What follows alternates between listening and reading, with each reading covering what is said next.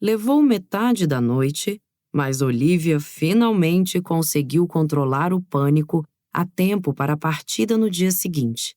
Qual era o problema de sua graça, o maldito Duque de Thornstock, viajar com eles? O percurso de carruagem seria o único período em que precisaria suportar os sorrisos pomposos e as risadas sugestivas dele. E os flertes. Os flertes tão hábeis e irritantes que faziam seu estômago dar cambalhotas e seu sangue fervilhar. O homem deveria engarrafar seu charme e vendê-lo. Ela compraria só para analisar os ingredientes. Mas, aparentemente, não precisaria se preocupar com ele hoje. No momento em que entrou na carruagem e se sentou ao lado do irmão, Thorne encostou a cabeça na almofada e pegou no sono. Olivia tentou não observá-lo de forma tão descarada, mas era difícil. Nunca vira um homem em repouso com a aparência tão serena e tão atraente. Principalmente as partes cobertas por pelos faciais. Diferente do pai dela, que estava sempre arrumado demais, e do tio, que estava sempre arrumado de menos, Thorne parecia perfeito. As costeletas não eram muito cheias, as sobrancelhas estavam aparadas sem exagero, e o cabelo não tinha pomada. Ela odiava a pomada. Era tão oleoso. E céus, ele tinha cílios longos, como meias luas escuras contra a pele levemente bronzeada. Estava claro que passava certo tempo ao ar livre, mas não tanto quanto o irmão mais velho, que tinha um bronzeado mais intenso. Perguntaria a Beatrice sobre isso depois. Ou isso seria rude? Não sabia ao certo. Nunca conseguia entender por completo as regras da sociedade, ainda mais as que não faziam sentido.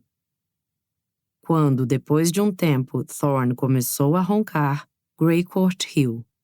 Sempre fico impressionado com a capacidade dele de dormir em qualquer lugar. Uma vez, ouvi cochilando no meio de um debate acalorado na Câmara dos Lordes. Todos os outros estavam exaltados. Thorne teria caído do banco se eu não o tivesse cutucado para acordar. Isso é uma mentira deslavada, defendeu-se ele sem abrir os olhos. Eu nunca, em toda a minha vida, caí de um banco sendo cutucado ou não. Beatrice e Olivia caíram na gargalhada. Volte a dormir, falou Beatrice. Prometemos ficar quietinhos. Eu não prometo nada, retrucou Grey. Não é culpa minha se ele decidiu vir na última hora. Deve ter passado a noite na esbórnia. Thorne abriu um dos olhos. Fique sabendo que passei a noite resolvendo questões financeiras. E se vocês não tivessem insistido em sair de madrugada, eu estaria muito mais disposto. Ele abriu o outro olho, endireitou-se no banco e passou os dedos pelo cabelo. Pronto. Por milagre, parecia que tinha acabado de sair do barbeiro. A roupa nem sequer estava amarrotada. A gravata branca continuava amarrada à perfeição. O casaco azul se ajustava com exatidão e a calça justa acentuava as coxas musculosas. Simplesmente esplêndido. Se vocês pretendem falar de mim enquanto eu cochilo, acho que vou ficar acordado. Ele abriu um sorriso devastador para Olivia. Não posso deixar que falem mentiras a meu respeito para a senhorita Norley. Olivia teve que se esforçar para não deixar transparecer o prazer que aquele sorriso lhe causou. Sabia que não deveria confiar na simpatia do Duque. Já conheço sua reputação, Vossa Graça. Nada do que eles me contassem me surpreenderia. Greycourt deu um tapa no joelho do irmão. Pelo visto, você encontrou alguém à sua altura, meu camarada. Ela não cai na sua lábia. Como ela gostaria que fosse verdade. O sorriso de Thorne tinha desaparecido, mas os olhos ainda dançavam ao encará-la, e Olivia desejava do fundo do coração que ele voltasse a dormir. Não teve tanta sorte. Agora, Thorne estava concentrado nela e, como um entomologista faz com besouros, estava determinado a capturá-la e mantê-la em sua coleção. Estou curioso sobre seus experimentos, senhorita Norley, revelou Thorne, com uma excessiva casualidade que a deixou na defensiva. O que a leva a acreditar que terá sucesso em encontrar arsênico nos restos mortais do pai de Grey, enquanto outros químicos julgam isso impossível? Pelo que o Duque me contou sobre as conversas dele com outros profissionais, eles não estão dispostos nem a tentar. Nem mesmo esse Valentin Rose? Questionou Thorne.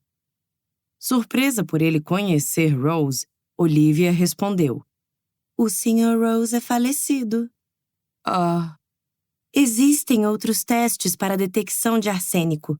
Como preparação para a tarefa que seu irmão me incumbiu, estudei e realizei todos os testes conhecidos desenvolvidos por químicos como Schiele, Metzger, Rose e Hahnemann.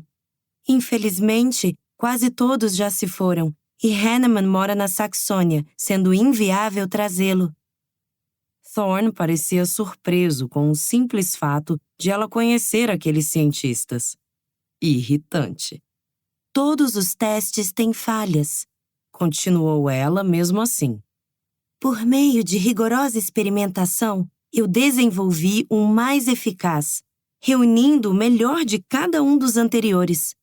O meu seria útil em julgamentos. Seu irmão me contratou para a tarefa porque meu tio e a senhorita Fulham acreditam que meu método pode ter sucesso nesse caso. Thorne a olhava como se tivessem brotado asas nela. O que foi? Perguntou Olivia. O senhor tem alguma opinião sobre qual seria o mais adequado? Sugestões são bem-vindas se forem trazer um resultado melhor. Não, nenhuma sugestão. Para ser sincero, eu não saberia nem por onde começar. Ele esticou a perna e roçou a saia dela. Olivia engoliu em seco, mesmo duvidando que tivesse sido de propósito. Estava apenas reagindo à proximidade dele. Nunca viajara em uma carruagem com 2 cavalheiros tão bonitos, sendo que um deles a beijara mais de uma vez. O nervosismo, como sempre, fez com que ela começasse a falar sem parar. Meu método não é tão complicado. Uma vez feita a exumação, pretendo ver o que sobrou do corpo do falecido Duque de Greycourt que possa ser útil na testagem. Sua Graça me disse que o pai foi embalsamado, o que pode ser um problema, pois às vezes é usado arsênico no processo de embalsamento.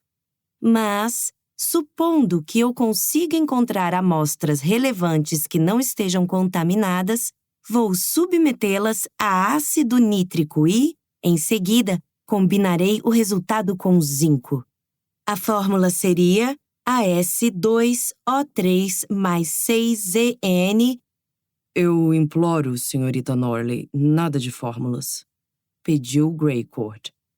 Não tem significado algum para mim nem para meu irmão.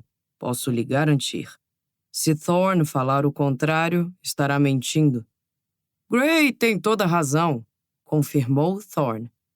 Só gosto de química na medida em que melhora as bebidas e os vinhos. Mas isso leva à minha próxima pergunta. Como pode ter tanta certeza de que o veneno usado teria sido arsênico? Estou me baseando na descrição feita pelo Duque dos sintomas apresentados pelo pai. São sintomas de febre ou cólera, mas também de envenenamento por arsênico.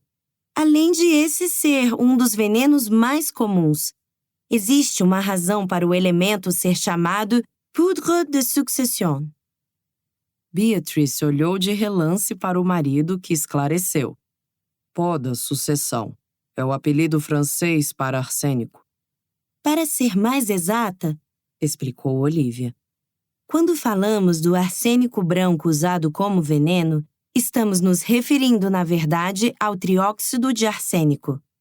Ah, sim, por favor, vamos ser exatos, interrompeu Thorne. A propósito, como a senhorita pretende realizar esses testes sem um laboratório?